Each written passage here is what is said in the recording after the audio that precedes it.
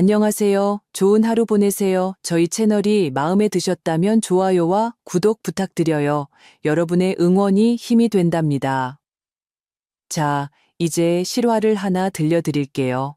한 65 새어머니 그의 아들 박준영은 효심 깊고 자상하며 사업적으로 성공한 그는 어머니에게 가장 큰 자랑이었다. 어느 날 평소 그리 친하지 않던 며느리 김수진이 갑자기 잔뜩 겁에 질린 얼굴로 찾아와 몰래 5천만 원이 든 통장을 건네며 아들에게는 절대 말하지 말라고 신신당부했다. 어머니는 이상했다. 도대체 부부 사이에 무슨 일이 있었기에 며느리가 남편 몰래 시어머니에게 재산을 넘기는 것일까?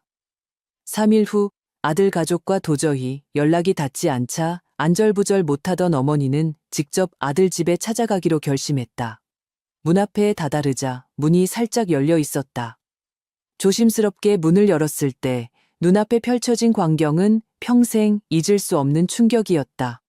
완벽했던 그의 아들은 도대체 어떤 비밀을 숨기고 있었을까? 겉으로는 행복해 보이던 이 가정에 굳게 닫힌 문 뒤에서는 도대체 어떤 알려지지 않은 이야기가 펼쳐지고 있었을까? 어머니가 직접 아들의 완벽한 가면을 벗겼을 때 그녀가 보게 될 것은 천사였을까? 아니면 악마였을까? 이제부터 5천만 원의 수수께끼 같은 돈뭉치에서 시작된 이 여정을 함께 따라가 보겠습니다. 제 이름은 김월숙, 올해 65세입니다. 남편은 일찍 세상을 떠났고 저는 어느 중소도시의 크지도 작지도 않은 땅에서 온갖 고생을 하며 유일한 아들 박준영을 키웠습니다. 이 평생 많은 고통과 고생을 겪었지만 준영이를 볼 때마다 저의 모든 희생이 가치 있다고 생각했습니다. 저의 아들은 제 인생의 가장 자랑스러운 작품입니다. 그는 어릴 때부터 영리하고 공부를 잘했으며 자라서 대기업의 간부가 되며 출세했습니다. 사업적으로 성공했을 뿐만 아니라 효심도 깊다는 것이 더욱 대단했습니다. 요즘처럼 효자가 보기 드문 시대에 저의 준영이는 모든 친척과 친구들이 입을 모아 말하는 엄친아였습니다. 오늘만 해도 제 65번째 생일이었습니다. 아침 일찍 준영이는 그 기품 있는 고급 외제차를 몰고 며느리 수진이와 손자 민준이를 데리고 선물 보따리를 들고 돌아왔습니다. 케이크는 시내에서 가장 유명한 제과점에서 주문한 것이었고 선물은 제가 오랫동안 갖고 싶어 했던 최고급 안마 의자였습니다. 엄마, 생신 축하드려요. 준영이는 문에 들어서자마자 저를 힘껏 안아주었고 그의 목소리는 우렁차고 햇살 같았습니다. 저는 입이 귀에 걸리도록 웃으며 겉으로는 아이고 이 녀석 또 돈을 물쓰듯 썼구나 라고 투덜거렸지만 속으로는 꿀을 바른 듯 달콤했습니다. 점심은 준영이가 직접 요리했습니다. 제가 사준 만화 캐릭터 앞치마를 두르고 주방에서 바쁘게 움직이며 제가 가장 좋아하는 음식들로 가득한 식탁을 차렸습니다. 갈비찜, 잡채, 해물파전, 모든 요리가 추억의 맛이었습니다. 식탁에서 그는 저를 지극정성으로 돌봤습니다. 제 그릇에는 항상 그가 덜어준 음식들이 쌓여 있었고 그는 새우를 까주면서 웃으며 말했습니다. 엄마, 많이 드세요. 요즘 많이 마르신 것 같아요. 일은 걱정 마세요. 제가 있으니 그냥 편히 즐기세요. 그의 말을 들으며 제 눈시울은 조금 촉촉해졌습니다. 주변의 나이든 친구들 중 누가 저를 부러워하지 않겠습니까? 그들의 아들들은 1년 내내 얼굴 한번 보기 어렵고 전화 한 통하는 것도 귀찮아하는데 저의 준영이는 매주 주말마다 잊지 않고 처자식을 데리고 저를 찾아왔습니다. 매달 200만 원씩 꼬박꼬박 용돈을 주었는데 제 연금보다 많았습니다. 제가 무엇을 더 불만스러워 하겠습니까? 단 하나, 제 마음에 작은 앙금이 있었던 것은 제 며느리 김수진이었습니다. 수진이는 착하고 순한 아이였고 외모도 청초했습니다. 다만 성격이 너무 내성적이어서 말을 잘 안 하고 저와는 항상 한 겹의 장막이 드리워진 듯 친해지기 어려웠습니다. 그녀는 고아였고 어릴 때부터 보육원에서 자랐습니다. 친정 배경도 없었죠. 처음에 준영이가 그녀와 결혼하겠다고 했을 때 솔직히 제 마음속으로는 조금 탐탁지 않았습니다. 우리 아들처럼 좋은 조건이라면 더 좋은 집안 배경을 가진 상대를 만나야 한다고 생각했기 때문이죠. 하지만 준영이가 좋아하니 저는 더 이상 말하지 않았습니다. 결혼 후 수진이도 책임감 있게 집안을 잘 정리했고 손자 민준이도 잘 키웠습니다. 저도 점차 그녀를 받아들였습니다. 하지만 고부간에 있어야 할 그 친밀감은 좀처럼 생겨나지 않았습니다.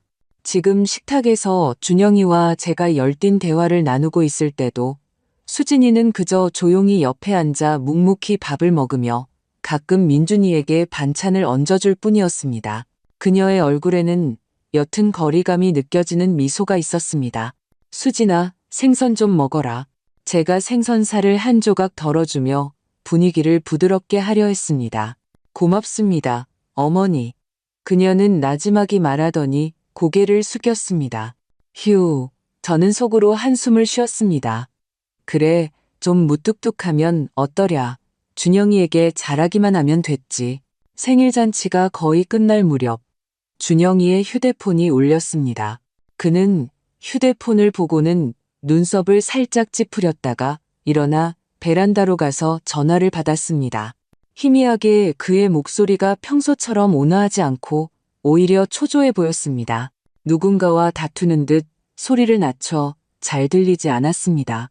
몇 분 후 그가 돌아왔을 때 그의 얼굴에는 다시 햇살 같은 환한 미소가 걸려 있었고 마치 아무 일도 없었던 것 같았습니다. 누구니? 회사 일이야? 제가 무심코 묻자 네, 엄마.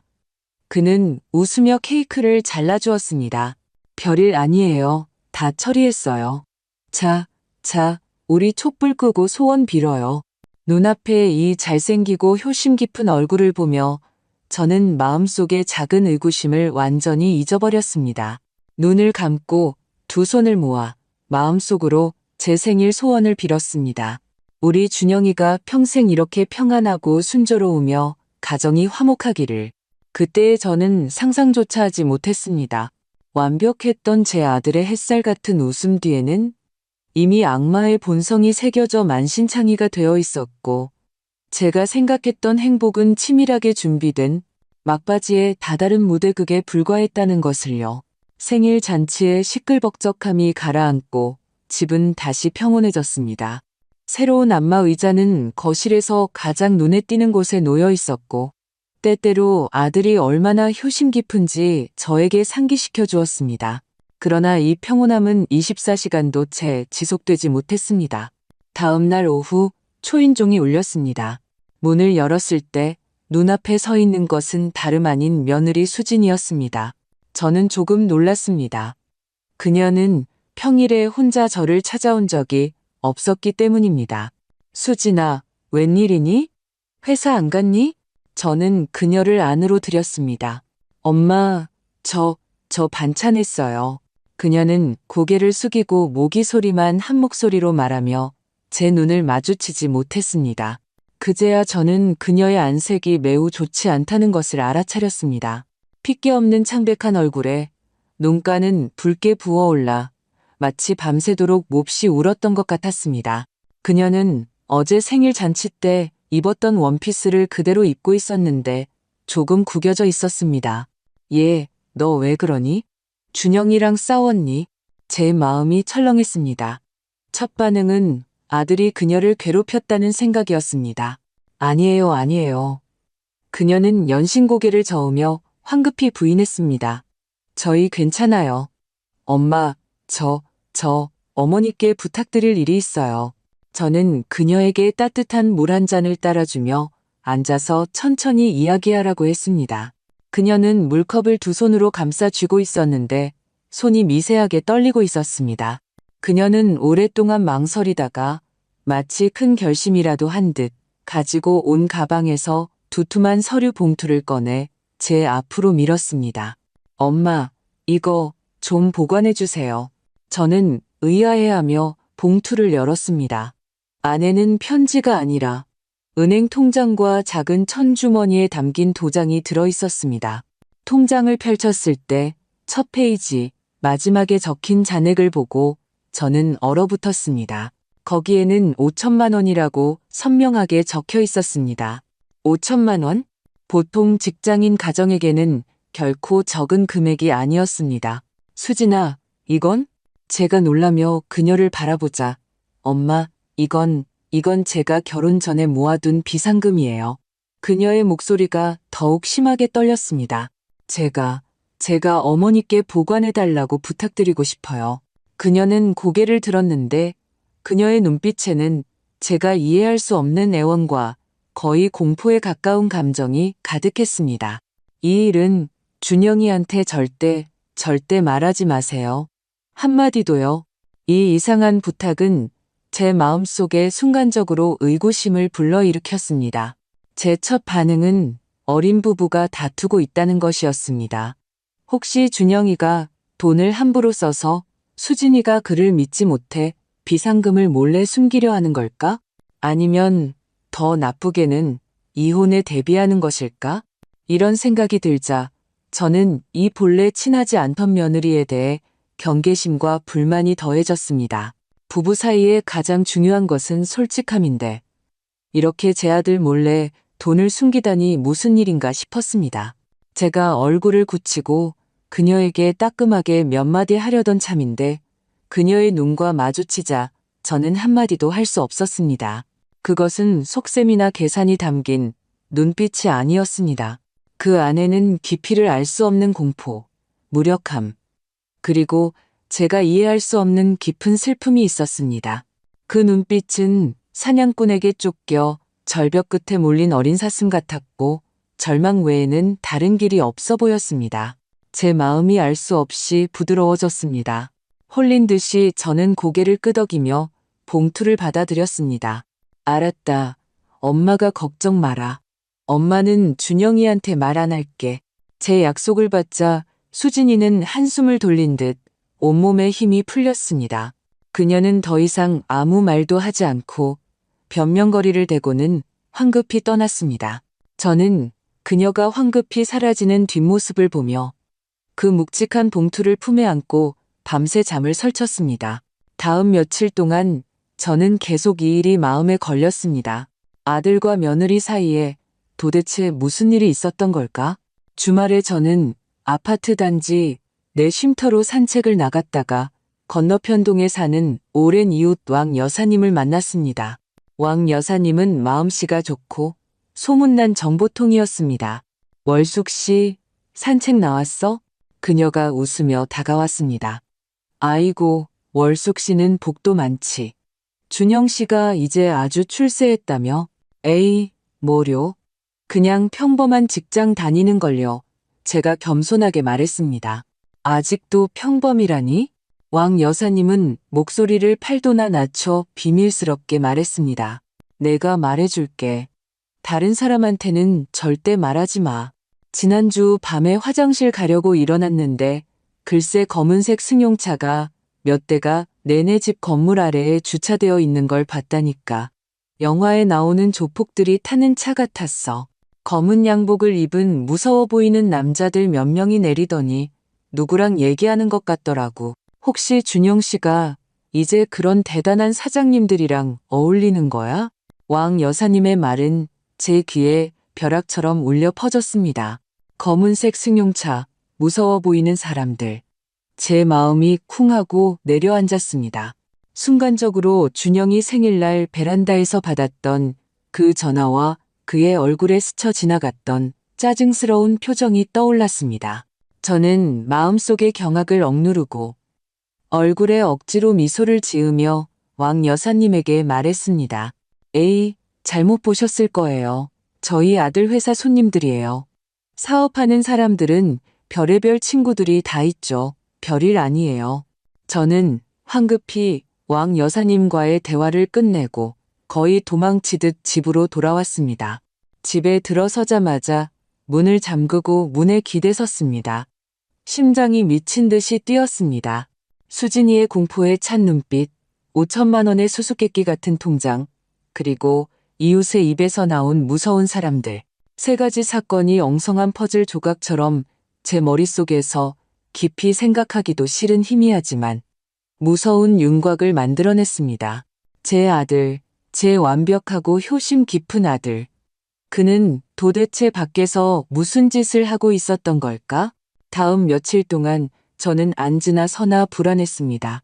5천만 원이 든 통장은 비닐봉투로 새겹 싸서 옷장 가장 깊숙한 곳, 남편이 남긴 낡은 코트 주머니 속에 숨겨두었습니다. 하지만 마치 불에 달궈진 인두처럼 여러 겹의 옷을 뚫고도 제 마음을 태우는 것 같았습니다. 저는 매일 기다렸습니다.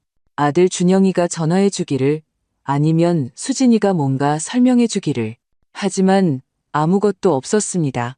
수요일, 저는 장조림을 좀 만들었다는 핑계로 준영이에게 전화해서 최근 회사 생활이 어떤지 떠보려 했습니다. 전화 너머 그의 목소리는 평소처럼 햇살 같고 자신감에 넘쳤으며 약간의 애교도 섞여 있었습니다. 엄마, 또 맛있는 거 만드셨어요? 아이고, 너무 힘들어하지 마세요. 제가 이번 주에 회사에 큰 프로젝트가 있어서 눈코 뜰 새 없이 바빠요. 주말에는 못 갈 것 같아요. 수진이한테 민준이 데리고 엄마 찾아가라고 전해주세요. 그의 말투는 완벽해서 어떤 틈도 찾아볼 수 없었습니다. 하지만 저는 하나의 작은 세부 사항을 예민하게 포착했습니다. 그는 저에게 수진이한테 전해달라고 말했습니다. 부부 사이에 아직도 제가 전가를 해줘야 한단 말인가? 제 마음의 불안은 덩굴처럼 점점 더 조여왔습니다. 마침내 주말이 되었습니다. 토요일 아침, 저는 일부러 일찍 일어나 시장에서 가장 신선한 생선과 새우를 사서 푸짐한 상을 차리고 며느리와 손자가 돌아오기를 기다렸습니다. 하지만 아침 9시부터 해가 중천에 뜰 때까지, 그리고 해가 서쪽으로 질 때까지 기다렸지만 초인종은 울리지 않았습니다. 저는 계속해서 아들의 전화번호를 거듭 눌렀습니다. 고객님이 거신 전화는 전원이 꺼져 있습니다. 잠시 후 다시 걸어주십시오. 수화기에서는 차갑고 반복적인 음성 안내만 흘러나왔습니다. 제 마음은 조금씩 가라앉았습니다. 준영이는 일이 바빠서 가끔 야근으로 집에 못 들어올 때도 있었지만 이유 없이 전화를 끈 적은 한 번도 없었습니다. 그는 제가 혼자 산다는 것을 알고 걱정할까봐 휴대폰을 항상 24시간 켜두었습니다. 저는 즉시 수진이에게 전화했습니다. 마찬가지로 전원이 꺼져 있었습니다. 어떻게 그 두 사람이 동시에 전화를 끌 수 있을까? 저는 미친 듯이 그들의 집 유선 전화로 걸었습니다. 전화가 연결되었지만 길고 긴 통화음은 차가운 밧줄처럼 제 심장을 한 겹씩 조여왔습니다. 전화는 한참 동안 울리다가 자동으로 끊겼고 아무도 받지 않았습니다. 그 순간 전례 없는 공포가 파도처럼 저를 덮쳤습니다. 저는 더 이상 앉아 있을 수 없었습니다. 열쇠와 지갑을 움켜쥐고 심지어 입고 있던 잠옷도 갈아입는 것을 잊은 채 집 밖으로 뛰쳐나갔습니다. 저는 그들의 집에 가 봐야만 했습니다. 당장. 저는 택시를 세우고 떨리는 목소리로 아들 집 주소를 말했습니다. 창밖의 풍경이 빠르게 뒤로 물러갔고 제 머릿속에는 통제할 수 없이 온갖 끔찍한 장면들이 스쳐 지나갔습니다. 수진이의 공포에 찬 눈빛, 이웃 왕 여사님의 입에서 나온 검은색 승용차, 전원이 꺼진 아들의 휴대폰, 이 장면들은 날카로운 칼날처럼 제 마음을 헤집어 놓았습니다. 기사님, 죄송하지만 좀 더 빨리 가주세요. 저는 말을 더듬으며 재촉했습니다. 택시는 아들 집이 있는 으리으리한 고급 아파트 단지 앞에 멈춰 섰습니다.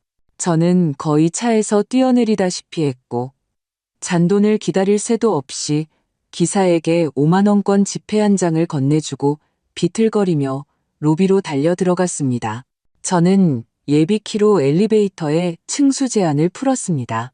엘리베이터가 천천히 올라가는 동안 저는 거울 속에 제 창백하고 피폐한 얼굴을 바라보았습니다. 심장이 목구멍으로 튀어나올 것만 같았습니다. 제발 아무 일 없어야 할 텐데, 제발 아무 일 없어야 할 텐데. 저는 속으로 거듭 기도했습니다. 엘리베이터 문이 열렸습니다. 저는 아들 집 문 앞으로 달려가 심호흡을 한 뒤 열쇠를 자물쇠 구멍에 꽂았습니다. 문이 열리자마자 쇠 비린내와 코를 찌르는 향수 냄새가 뒤섞인 이상한 냄새가 문틈으로 확 풍겨왔습니다. 그 냄새는 평생 집안일을 해온 저를 순간적으로 소름 돋게 했습니다. 향수 냄새는 제가 아는 수진이가 자주 쓰는 은은한 자스민 향이었습니다. 하지만 지금은 너무나도 진하게 뿌려져 있었습니다. 향기를 더하기 위한 것이 아니라 마치 필사적으로, 절망적으로 또 다른 더 끔찍한 냄새를 숨기려 하는 것 같았습니다. 그 쇠 비린내, 저는 더 이상 생각할 수 없었습니다. 저는 떨리는 손으로 살짝 열려있던 문을 힘껏 밀어 열었습니다. 준영아, 수진아, 민준아. 저는 안으로 걸어 들어가면서 큰 소리로 그들의 이름을 불렀습니다.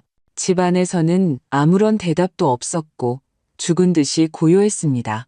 제 심장 소리조차 또렷하게 들릴 만큼 조용했습니다.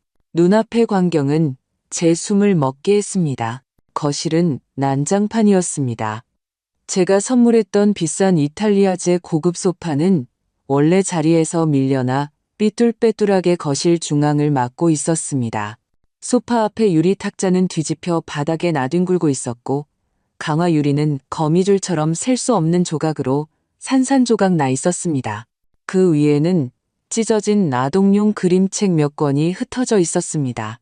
벽 모퉁이에 있던 수진이가 가장 좋아했던 신선한 백합이 꽂혀있던 꽃병도 산산조각 나 바닥에 흩어져 있었습니다. 꽃잎과 유리 조각이 물속에 섞여 차가운 바닥에 초라하게 널려 있었습니다. 소파 쿠션 위에는 이미 마르고 검붉게 변한 얼룩 몇 개가 선명하게 보였습니다. 제 머릿속이 윙하는 소리와 함께 새하얗게 변했고 두 다리에 힘이 풀려 바닥에 쓰러질 뻔했습니다. 저는 벽을 짚고 겨우 정신을 차리려 했습니다. 놀라지 마. 혼자 겁먹지 마. 아마도 그냥 부부싸움 하다가 실수로 손을 다쳤을지도 몰라. 저는 비틀거리며 거실을 가로질러 모든 방을 확인했습니다. 손님 방은 비어 있었고 제 방은 깔끔하게 정리되어 있었고 아무도 건드리지 않았습니다. 안방문은 굳게 닫혀 있었습니다. 저는 심호흡을 하고 문손잡이를 돌렸습니다. 안방도 마찬가지로 어수선했습니다. 이불과 베개가 바닥에 던져져 있었고 옷장문은 활짝 열려 있었으며 안의 옷들은 엉망으로 뒤집어져 있었습니다. 수진이의 화장대 위에는 온갖 병들이 쓰러져 있었고 그 진한 자스민 향수병은 뚜껑이 열린 채 옆에 나뒹굴고 있었습니다. 사람들은 다 어디로 간 거지? 제가 주위를 둘러보며 애타게 찾고 있을 때 아주 미약하고 거의 알아차릴 수 없는 흐느낌 소리가 안방에 딸린 화장실 쪽에서 들려왔습니다. 그 소리는 마치 상처 입은 새끼 고양이가 절망 속에서 내는 마지막 비명 같았습니다. 이어서 쿵쿵하는 둔탁한 문 두드리는 소리가 들렸습니다. 제 심장이 순간 목구멍까지 치솟았습니다. 저는 화장실 문으로 달려갔습니다. 그 불투명 유리문은 밖에서 오래된 가로 빗장으로 단단히 잠겨 있었습니다. 수진아, 너니? 수진아? 저는 미친 듯이 문을 두드리며 목이 터져라 외쳤습니다. 안에 있던 사람은 제 목소리를 들었는지 문을 두드리는 힘이 순간적으로 더 강하고 급해졌습니다. 그 흐느낌 소리도 환희와 공포가 뒤섞인 더 또렷한 울음소리로 변했습니다. 수진이다. 정말 수진이야. 겁내지 마. 수진아. 엄마 왔어. 엄마가 구하러 왔어. 저는 땀을 뻘뻘 흘리며 온 힘을 다해 그 빌어먹을 빗장을 잡아당겼지만 꿈쩍도 하지 않았습니다. 저는 주위를 둘러보았습니다. 구석에 무거운 원목 침대 옆 탁자가 보였습니다. 그 순간 저는 어디서 그런 힘이 났는지 65세인 이 할머니가 마치 미친 사람처럼 최소 수십 킬로그램은 나가는 그 침대 옆 탁자를 조금씩 끌어 화장실 문 앞까지 가져갔습니다. 수진아, 비켜. 저 안으로 들어가. 저는 문 안쪽을 향해 소리쳤습니다. 그리고는 제 평생의 힘을 다해 침대 옆 탁자의 한쪽 모서리를 잡고 한 번, 또 한 번 힘껏 그 약한 문에 부딪혔습니다. 쿵쿵쿵. 마침내 세 번째 충격에 문 잠금 장치 부근에서 힘을 이기지 못하는 나무가 찢어지는 소리가 났고 문 전체가 안으로 굉음을 내며 쓰러졌습니다. 문이 부서지는 순간 저는 침대 옆 탁자를 내던지고 안으로 뛰어들어갔습니다. 눈앞의 광경은 제 평생 잊을 수 없을 것입니다. 며느리 김수지는 좁은 화장실 구석에 웅크리고 있었습니다. 그녀의 입은 노란색 테이프로 몇 겹이나 단단히 봉해져 있었고 두 손과 두 발은 거친 나일론 끈으로 뒤로 묶여 있었습니다. 그녀의 머리카락은 창백한 얼굴에 엉켜붙어 있었고 얼굴에는 마른 눈물 자국이 가득했으며 입가에는 선명한 핏자국이 걸려 있었습니다. 그녀의 눈빛에는 구원자를 만난 듯한 극도의 환희와 골수에 사무치는 공포가 가득했습니다. 그리고 제 손자 8살 민준이는 그녀에게 보호받는 자세로 꼭 안겨 있었습니다. 아이는 온몸을 떨고 있었고 눈은 멍하니 풀려 울지도 못했습니다. 저는 더 이상 참을 수 없었습니다. 온몸을 떨며 그들에게 달려들었습니다. 떨리는 손으로 수진이 입에 붙은 테이프를 조금씩 뜯어냈습니다. 테이프가 뜯기는 순간 오랫동안 억눌려 있던 비릿한 공기가 그녀의 목 놓은 울음소리와 함께 터져 나왔습니다. 엄마, 그녀는 마치 겨우 집으로 돌아갈 길을 찾은 아이처럼 저를 안고 울었습니다. 그리고 저는 그녀의 손목에 끈에 눌려 생긴 짙은 보라색 멍자국을 보았고 혼비백산한 제 손자를 보며 단 하나의 생각뿐이었습니다. 제 아들 박준영은 도대체 인간인가? 저는 수진이와 민준이를 꼭 껴안고 공포에 질려 격렬하게 떨리는 모자의 몸을 느꼈습니다. 제 마음은 산산조각 나는 듯했고 아프고 분노로 가득했습니다. 저는 온 힘을 다해 수진이의 손목과 발목에 꽉 조여있던 나일론 끈을 풀어주었습니다. 끈이 풀리는 순간 그녀의 피부에 선명한 보라색으로 피가 배어 나올 것 같은 멍자국들을 보았습니다. 제 눈물은 더 이상 참을 수 없었습니다. 준영이니? 그 애니? 저는 떨리는 목소리로 물었습니다. 수진이는 준영이라는 두 글자를 듣자마자 울음을 뚝 그쳤습니다. 그녀는 고개를 들었는데 본래 맑아야 할 그 눈에는 이제 끝없는 공포와 잿빛 절망만이 남아 있었습니다. 그녀는 고개를 끄덕였고 눈물은 다시 봇물처럼 쏟아졌습니다. 제 부축을 받으며 그녀와 민준이는 마치 놀란 새처럼 한 걸음 한 걸음 거실 소파로 돌아왔습니다. 저는 그들에게 따뜻한 물을 따라주고 담요로 감싸주었습니다. 민준이는 처음부터 끝까지 나무늘보처럼 수진이에게 달라붙어 한마디도 하지 않았고 눈은 텅 비어 있었습니다. 다음 1시간 동안 수진이는 간헐적으로 울음을 터뜨리며 제 완벽한 아들의 자상한 가면 뒤에 숨겨져 있던 수년간의 지옥 같은 진실을 저에게 폭로했습니다. 박준영은 대기업의 엘리트 간부가 아니었습니다. 그는 3년 전 이미 도박으로 공금을 횡령하여 회사에서 해고당했습니다. 그가 빠져든 것은 인터넷 도박 중독이었는데 그것은 마약보다도 더 무서운 것이었습니다. 짧은 몇 년 동안 그는 우리 집의 모든 저축을 탕진했을 뿐만 아니라 사채업자들에게 5억이 넘는 거액의 빚을 졌습니다. 그가 보였던 효심, 저에게 보여주었던 모든 햇살 같고 자상한 모습은 모두 그가 치밀하게 계획한 가장 악랄한 위장이었습니다. 그는 효자라는 이미지를 유지해야 했습니다. 왜냐하면 이 평생을 고생하며 살아온 늙은 어머니와 그가 오랫동안 노리고 있던 저의 연금은 그에게 마지막이자 가장 큰 판을 뒤집을 기회였기 때문입니다. 그럼 왜 일찍 말해주지 않았니? 왜 이혼하지 않았어? 저는 가슴 아프게 물었습니다. 이 부분이 제가 이해할 수 없는 부분이었습니다. 수진이는 이혼이라는 두 글자를 듣자마자 몸을 더욱 심하게 떨었습니다. 그녀는 비참하게 웃었는데 그 웃음은 우는 것보다 더 보기 흉했습니다. 엄마, 그녀는 자신의 소매를 걷어 올렸습니다. 그녀의 새하얀 팔 안쪽에는 이미 옅어졌지만 윤곽은 여전히 보이는 멍자국 몇 개가 있었습니다. 제가 생각 안 해봤겠어요? 그녀가 말했습니다. 준영이가 처음 도박하는 것을 발견하고 이혼을 요구했을 때 준영이는 그녀 앞에 무릎을 꿇고 통곡하며 반성했고 각서까지 써주며 아이를 봐서 용서해달라고 빌었습니다. 그녀는 마음이 약해졌습니다.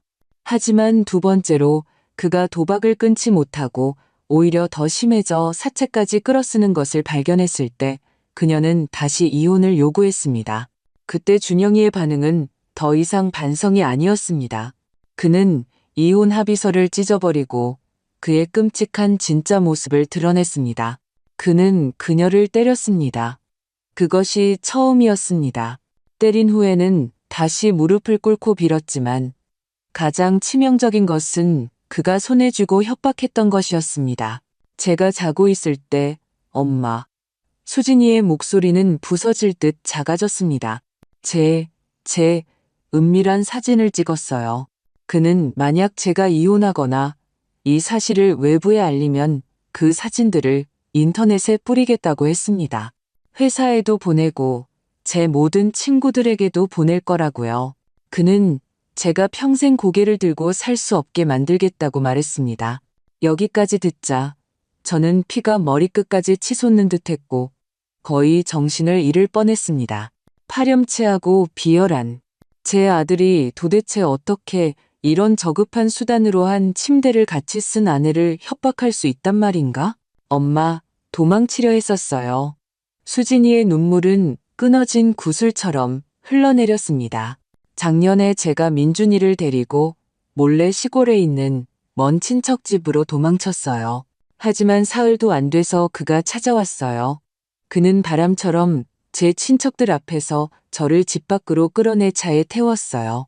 민준이는 무서워서 울었는데 그가 글쎄 민준이에게 소리치면서 계속 울면 민준이도 함께 고속도로에 버려버리겠다고 했어요.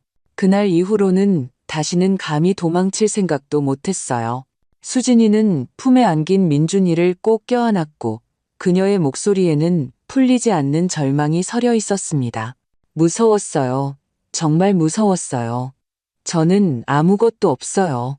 기댈 친정도 없고 민준이밖에 없어요. 민준이 목숨을 걸고 도박할 수는 없었어요.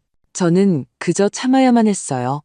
언젠가 그가 정신 차리기를 바라면서요. 저는 마침내 이해했습니다. 왜 그녀가 항상 그렇게 침묵하고 그렇게 참고 살았는지. 그것은 나약함이 아니었습니다. 그것은 모든 발톱이 뽑히고 모든 날개가 꺾인 어머니가 유일한 새끼를 보호하기 위해 할 수 있는 가장 비천하고도 가장 비장한 저항이었습니다. 그리고 이 자만심에 가득 찬 시어머니는 과거에 그녀의 내성적이고 친밀하지 않은 태도 때문에 불만을 가졌었으니 저는 정말 눈이 멀고 어리석었습니다. 그럼 이번에는 또 무엇 때문에? 저는 떨리는 목소리로 물었습니다. 그 5천만 원 때문이었어요. 수진이가 말했습니다. 그건 제 부모님이 저에게 남겨주신 마지막 남은 재산이었어요. 저는 한 번도 손대지 않았어요. 며칠 전 사채업자들이 최후 통첩을 보냈어요. 돈을 갚지 않으면 그의 손목을 자르겠다고요. 그는 제가 그 돈이 있다는 것을 알고 있었고 저에게 내놓으라고 협박했어요. 저는 죽어도 안 줄 생각이었어요. 그건 민준이의 미래이고 저의 마지막 선이었으니까요. 그래서 그는 저와 민준이를 가두었어요.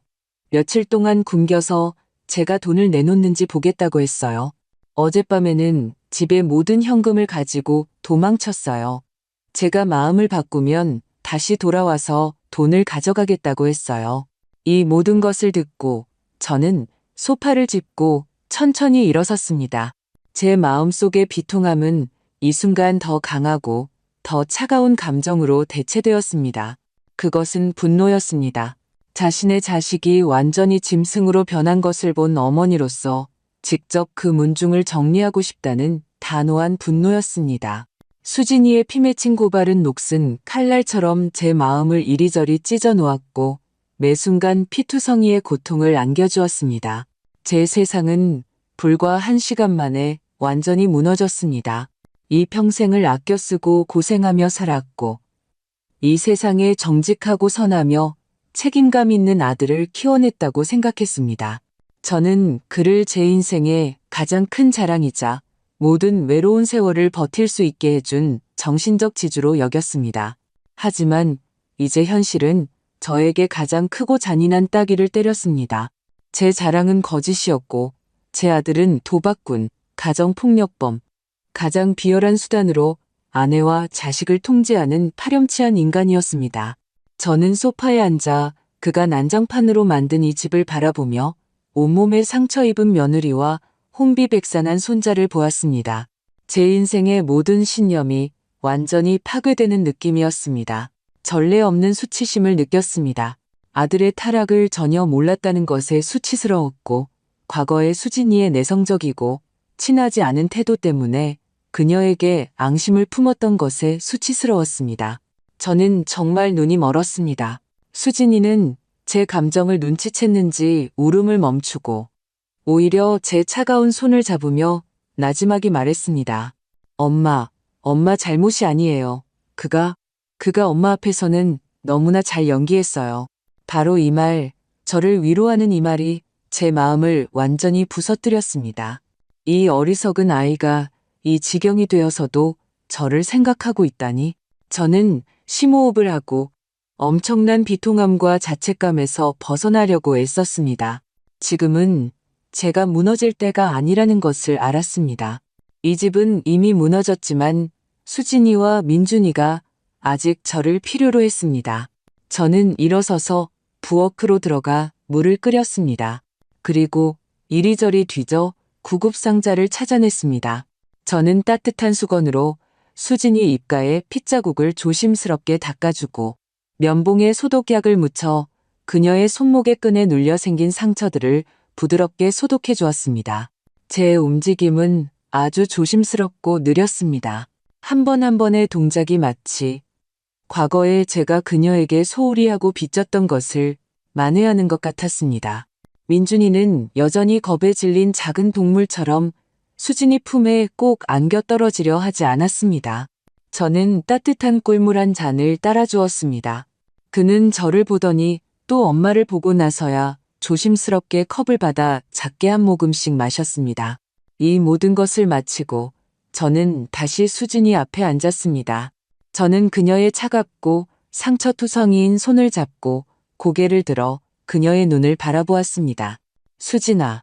제가 입을 열자 목소리는 갈라져 있었지만 비정상적으로 침착했습니다. 엄마에게 말해줘.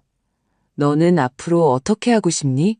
수진이의 눈빛은 다시 혼란스러움과 공포로 변했습니다. 저도 모르겠어요.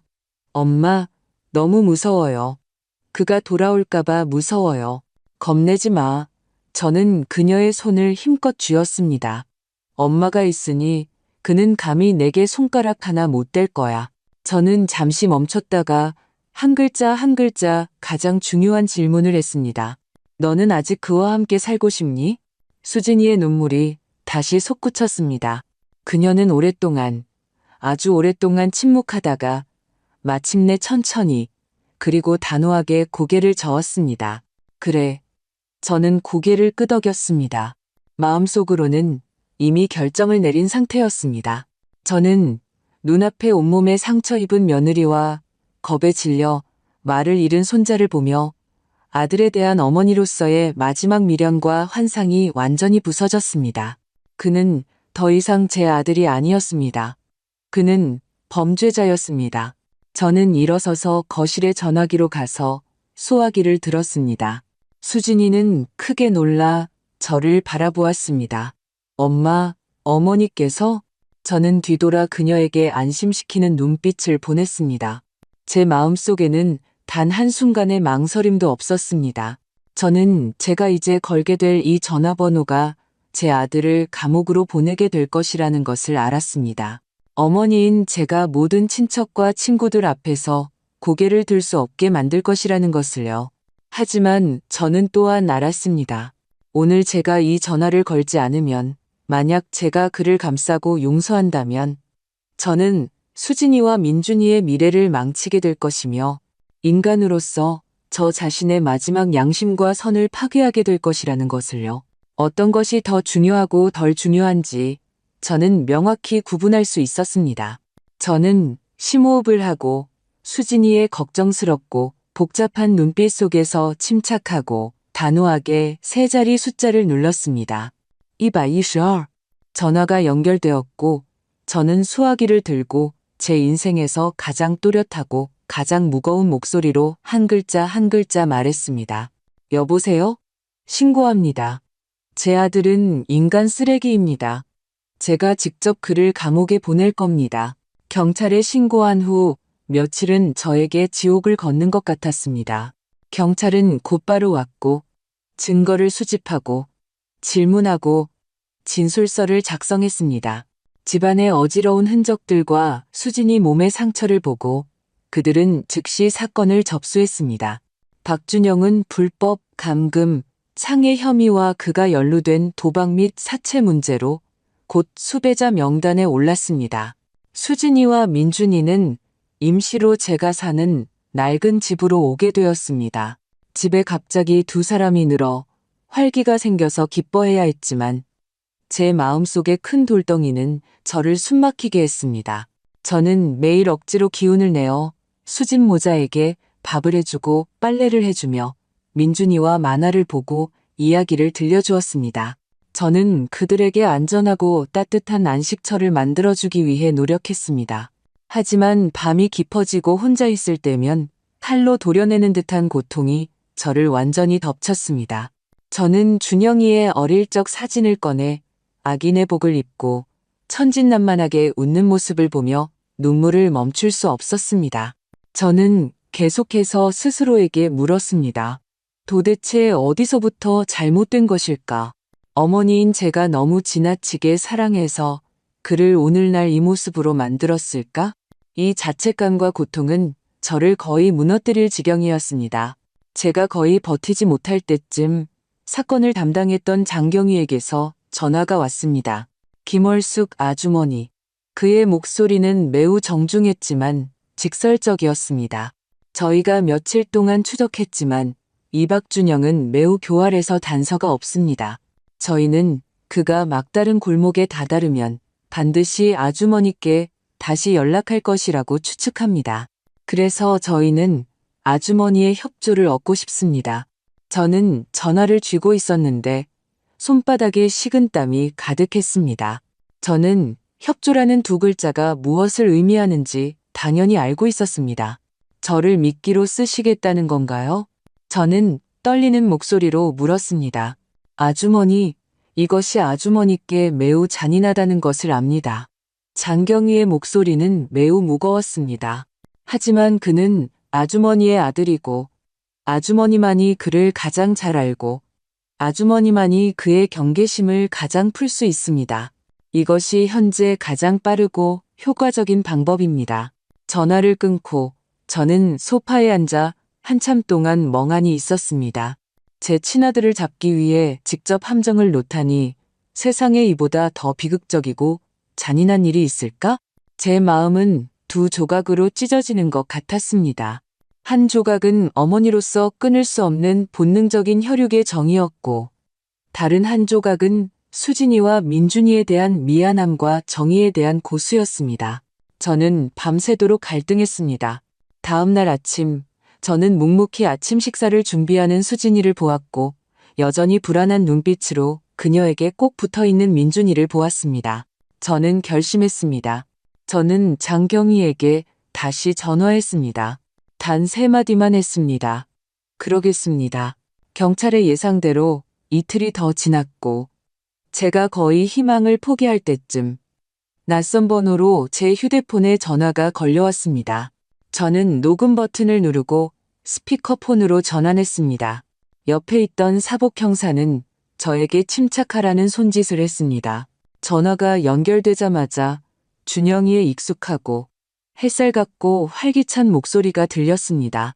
그는 집안일이 완전히 드러났다는 것을 모르는 듯 입을 열자마자 완벽한 효자 연기로 돌아갔습니다. 엄마, 저 준영이에요. 그의 목소리는 울먹이며 억울하고 무력해 보였습니다. 엄마, 저 좀 꼭 살려주세요. 제가 친구에게 속아서 투자했다가 돈을 다 날렸어요. 지금 빚 피해서 도망 다니느라 집에 못 가고 있어요. 이 엉성한 거짓말을 들으며 제 마음은 얼음처럼 차가워졌습니다. 저는 경찰과 미리 상의했던 계획대로 연기를 시작했습니다. 제 목소리에는 일부러 가장된 초조함과 안타까움이 담겨 있었습니다. 준영아, 너 도대체 무슨 일이야? 너 어디니? 다친 데는 없어? 또 누구한테 속았니? 엄마, 너무 많이 묻지 마세요. 준영이의 목소리는 다급했습니다. 돈은 걱정 마세요. 사람만 괜찮으면 돼요. 엄마, 너 지금 돈이 얼마나 필요하니? 엄마한테 아직 연금 들어놓은 돈이 있으니 엄마가 찾아서 줄게. 전화 너머 준영이는 분명히 경계심을 완전히 풀었습니다. 그는 제가 여전히 그가 마음대로 조종하고 무엇이든 요구할 수 있는 현금 자동 인출기라고 생각하는 듯 했습니다. 엄마, 역시 엄마가 저를 제일 아끼시는군요. 그의 목소리에는 기쁨이 가득했습니다. 엄마, 일단 5천만 원만 준비해서 제 친구 계좌로 보내주세요. 제가 이 고비만 넘기면 반드시 몇 배로 갚을게요. 안 돼. 저는 대본대로 단호하게 거절했습니다. 내가 어떻게 내 그 친구가 믿을 만한지 아니? 엄마는 불안해서 안 되겠다. 네가 직접 와서 가져가야 해. 엄마가 너를 직접 보지 않으면 한 푼도 안 줄 거야. 저의 고집과 모성애에 찬 공세에 준영이는 결국 타협했습니다. 그는 오랫동안 망설이다가 다음날 오후 3시에 우리 집 근처에 있는 한적한 강변공원에서 저와 비밀리에 만나기로 약속했습니다. 전화를 끊자마자 제 온몸의 힘이 순간적으로 빠져나간 듯 의자에 쓰러졌습니다.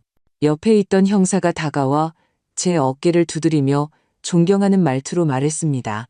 김월숙 아주머니, 감사합니다. 고생하셨습니다. 저는 고개를 저으며 아무 말도 하지 않았습니다. 저는 제가 지금 하려는 일이 10달 동안 품고 40년 동안 키운 아들을 돌이킬 수 없는 길로 보내는 일이라는 것을 알았습니다. 그 고통은 심장이 찢어지는 듯한 고통이었습니다. 하지만 저는 또한 알았습니다. 만약 제가 이렇게 하지 않는다면 지옥에는 2명의 무고한 영혼이 더 생겨날 것이라는 것을요. 이것이 어머니인 제가 그가 저지른 죄악에 대해 할 수 있는 마지막이자 유일한 보상이었습니다. 다음 날 오후 하늘은 잔뜩 흐려 언제라도 비가 쏟아질 것 같았습니다. 저는 경찰과의 약속대로 혼자서 묵직해 보이지만 실제로는 신문지와 책 몇 권만 들어있는 검은색 여행 가방을 들고 강변공원으로 갔습니다. 이곳은 매우 한적하여 가끔 지나가는 자전거 타는 사람 외에는 거의 사람을 볼 수 없었습니다. 저는 공원 주변의 숲풀 뒤 다리 밑에 이미 사복 형사들이 배치되어 있는 것을 느낄 수 있었습니다. 그들은 침묵하는 사냥꾼처럼 먹잇감이 함정으로 들어오기를 기다리고 있었습니다. 저는 약속된 벤치에 앉아 있었고 심장은 갈비뼈가 튀어나올 듯 뛰었습니다. 바람 소리 하나에도 심경이 곤두섰습니다. 제가 얼마나 기다렸는지 손바닥에 식은땀이 가득했습니다. 제가 준영이가 오지 않을 것이라고 생각할 때쯤 야구모자와 마스크를 쓴 익숙한 체격의 남자가 멀리 떨어진 풀숲 뒤에서 수상하게 걸어 나왔습니다. 그였습니다. 제 아들 박준영. 그는 빠른 걸음으로 제 앞에 와서 주위를 경계심 있게 둘러본 뒤 목소리를 낮춰 다급하게 말했습니다. 엄마, 물건은요? 빨리 주세요. 저는 40년 동안 보아온 그의 얼굴을 바라보았습니다. 하지만 지금은 너무나도 낯설었습니다. 그의 눈빛에는 더 이상 예전의 햇살 같고 자상한 온기가 없었고 오직 탐욕과 초조함, 그리고 욕망에 휩싸여 공허해진 창백함만이 남아 있었습니다. 저는 말없이 발치에 있던 여행 가방을 그에게 밀었습니다. 그는 가방을 낚아채듯 잡고 급하게 지퍼를 열었습니다. 안에 지폐가 아닌 폐지가 가득한 것을 보자마자 그의 얼굴 표정은 환희에서 순식간에 혐오로 변했고 이어서 엄청난 분노가 치밀어 올랐습니다. 늙은 할망구, 날 속여. 그는 맹렬히 고개를 들었고 핏발선 두 눈은 마치 성난 짐승처럼 저를 노려보았습니다. 그는 손을 들어 저를 때리려는 듯했습니다. 바로 그 순간 사방에서 규칙적이고 다급한 발소리가 들려왔습니다. 움직이지 마. 경찰이다. 10여 명의 사복 형사들이 사방에서 신의 군대처럼 몰려들어 순식간에 준영이를 바닥에 단단히 눌러놓았습니다. 그는 격렬하게 저항하며 갇힌 짐승처럼 울부짖었습니다. 저는 눈앞에 이 모든 것을 보며 두 다리에 힘이 풀려 거의 서 있을 수 없었습니다. 순찰차에 실리기 전 준영이는 조금 떨어진 곳에 서 있는 저를 보았습니다. 그는 저항을 멈추고 제가 한 번도 본 적 없는 믿을 수 없다는 듯한 뼛속 깊이 사무친 원한이 담긴 눈빛으로 저를 바라보았습니다. 그는 무언가 말하려는 듯했지만 결국 아무 말도 하지 않았습니다. 다만 그 눈빛은 독이 묻은 칼처럼 제 심장을 깊이 찔렀습니다. 저는 그의 시선을 피하지 않았고 제 얼굴은 이미 눈물로 범벅이 되어 있었습니다. 그 눈물에는 어머니로서 심장이 찢어지는 듯한 고통이 있었지만 제 눈빛은 비정상적으로 단호했습니다. 저는 제 평생 가장 고통스러웠지만 동시에 가장 올바른 결정을 내렸다는 것을 알았습니다. 박준영의 사건은 종결되었습니다. 여러 죄목이 합쳐져 그는 차가운 쇠창살 안에서 그의 가장 빛나는 시절을 보내게 될 것입니다. 수진이도 순조롭게 이혼 수속을 마쳤습니다. 그녀는 악몽 같던 그 집을 팔고 민준이를 데리고 잠시 제가 사는 낡은 집에서 함께 지내고 있습니다. 삶은 겉보기에는 평온을 되찾은 듯하지만 저는 어떤 상처는 평생을 걸쳐 아물어야 한다는 것을 알고 있습니다. 수진이는 제 앞에서는 항상 웃으려 하지만 저는 종종 한밤중에 그녀의 방에서 억눌린 울음소리를 듣습니다. 그리고 민준이도 또래 아이들보다 더욱 말이 없어졌습니다. 어느 평화로운 오후, 수진이는 제가 줄곧 보관하고 있던 5천만 원 통장과 몇몇 서류를 제 앞에 정중하게 내놓았습니다. 저는 그 합의서를 펼쳤는데 거기에는 김수진이 자발적으로 무조건적으로 김월숙 여사님에 대한 모든 법적 부양 의무를 그녀가 돌아가실 때까지 이행할 것이며 자발적으로 미래 매월 수입의 20%를 양측이 공동 관리하는 은행 계좌에 정기적으로 입금하여 김월숙 여사님의 노후 및 의료 예비금으로 사용하겠다는 내용이 명확하게 적혀 있었습니다. 엄마. 그녀는 눈시울을 붉히며 나지막이 말했습니다. 이 5천만 원은 제가 가질 수 없어요. 저는 멍하니 있었습니다. 왜? 이건 내 부모님이 너에게 남겨주신 마지막 유산인데. 아니요. 그녀는 고개를 저었습니다. 그녀의 눈빛에는 나이 이상으로 침착함이 있었습니다. 이건 제 부모님이 저에게 남겨주신 게 아니에요.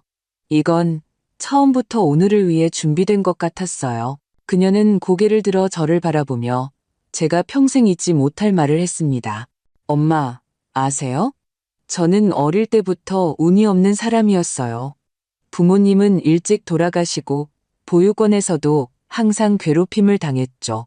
나중에 준영이에게 시집갈 때는 고생 끝에 낙이 온 줄 알았는데 또 다른 불지옥으로 뛰어든 거였어요. 항상 생각했어요. 하늘이 저를 유독 아껴주지 않는 건 아닐까 하고요. 하지만 그녀는 말을 멈췄다가 눈물이 그렁그렁한 채로 다시 말했습니다. 어머니를 만나기 전까지는요. 어머니께서 저를 위해 직접 준영이를 감옥에 보내실 때까지는요. 그제야 깨달았어요. 하늘은 사실 공평하다는 것을요. 그녀는 그 통장을 제 앞으로 밀어주며 목이 메었지만 또렷한 목소리로 말했습니다. 그는 제 가정을 빼앗아갔지만 어머니께서는 저에게 진정한 엄마를 돌려주셨어요. 그는 저에게 남편을 잃게 했지만 저는 진정한 가족이 무엇인지 알게 되었어요. 엄마, 이 5천만 원은 그 옛날 제 부모님이 목숨 걸고 남겨주신 제가 살아남기를 바랐던 돈이에요. 이제 저는 그 돈으로 어머니의 편안한 노년을 바꾸고 싶어요. 왜냐하면 어머니께서 저와 민준이를 다시 살게 해주셨으니까요. 그녀는 일어서서 한때 자신과 친하지 않았던 이 시어머니에게 깊이 허리 숙여 인사했습니다. 엄마, 이제부터는 제가 어머니를 모실게요. 그 순간 저는 더 이상 참을 수 없었습니다. 저는 달려가 이 어리석은 아이를 꼭 껴안았습니다. 저는 마침내 깨달았습니다. 운명이 우리에게서 빼앗아간 모든 것은 다른 방식으로 되돌아온다는 것을요. 그는 제 아들을 빼앗아갔지만 저에게 혈육보다 더 소중한 딸을 돌려주었습니다. 그는 수진이에게 부모의 보호를 잃게 했지만 그녀가 고난을 겪은 후 가장 감사하고 지킬 줄 아는 마음을 갖게 해주었습니다. 우리 두 사람, 운명에 의해 상처 입은 두 여인은 오늘부터 서로의 삶에서 가장 든든한 버팀목이 될 것입니다. 저는 결국 그 통장을 받지 않았습니다. 저는 수진이의 손을 잡고 말했습니다. 얘야, 돈은 우리가 직접 벌면 돼. 엄마는 늙었지만 아직 힘이 있어. 앞으로 우리 집은 엄마가 밥을 하고 네가 돈을 벌고 민준이는 즐겁게 자라는 거야. 창문을 통해 햇살이 서로를 안고 있는 우리에게 쏟아졌습니다. 저는 폐허 위에서 새로운 생명이 조용히 자라고 있다는 것을 알았습니다. 그리고 이번에는 어떤 비바람에도 쉽게 무너지지 않는 큰 나무로 자라날 것입니다. 오늘 이 사례는 여기서 마무리됩니다. 김월숙 여사님의 선택은 가슴 아프지만 동시에 경외심을 불러일으킵니다. 그녀는 혈육의 정과 인간의 정의 사이에서 가장 고통스럽지만 가장 용감한 선택을 했습니다. 하지만 전체적인 경험을 되돌아보면 여전히 우리 모두가 깊이 생각해 볼 몇 가지 질문이 있습니다. 만약 당신이 사례 속 김월숙이라면 당신이 자랑스러워했던 아들이 가정을 파괴하는 악마임을 알게 되었을 때 당신은 그를 직접 경찰에 보낼 용기가 있었을까요? 아니면 끊을 수 없는 모성애 때문에 숨기고 감싸주면서 그에게 개과천선할 기회를 주었을까요? 그리고 며느리 김수진에게는 그녀가 오랫동안 가정폭력과 협박에 시달리면서도 참아낸 것은 아이를 위한 숭고한 모성애였을까요? 아니면 어쩔 수 없는 나약함이었을까요? 현실에서 비슷한 어려움에 직면했을 때 여성은 어떻게 스스로를 구해야 할까요? 가장 핵심적인 질문은 김월숙의 마지막 선택이 아들 박준영에게는 배신이었을까요? 아니면 또 다른 형태의 구원이었을까요? 그를 감옥에 보내 자신의 죄에 대한 대가를 치르게 하는 것이 그를 진정으로 돕고 더 깊은 나락으로 빠지는 것을 막는 마지막 모성애였을까요? 이 사례는 완벽한 가정의 위선을 벗겨내고 인간성에서 가장 복잡한 투쟁을 보여줍니다. 오늘 이 사례에 대한 당신의 생각은 어떻습니까? 당신은 김월숙의 행동에 동의하십니까? 아래 댓글 창에 당신의 의견을 남겨주십시오. 당신의 모든 공유는 어둠 속에서 고통받는 사람들에게 한 줄기 힘이 될 수 있습니다. 오늘 저희가 나눈 이야기에 공감하신다면 구독 버튼을 누르시고 이 진실한 삶의 이야기를 널리 공유해 주시는 것을 잊지 마십시오.